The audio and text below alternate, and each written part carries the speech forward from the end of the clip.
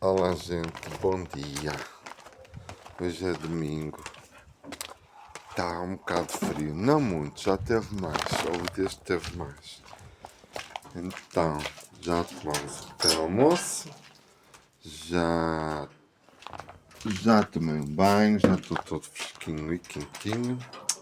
Agora vou ali buscar um bocado de lenha e as minhas sombras já andam comigo. Eu já vos mostro quem são as minhas sombras. Vamos buscar lenha aqui. Olha as minhas sombras.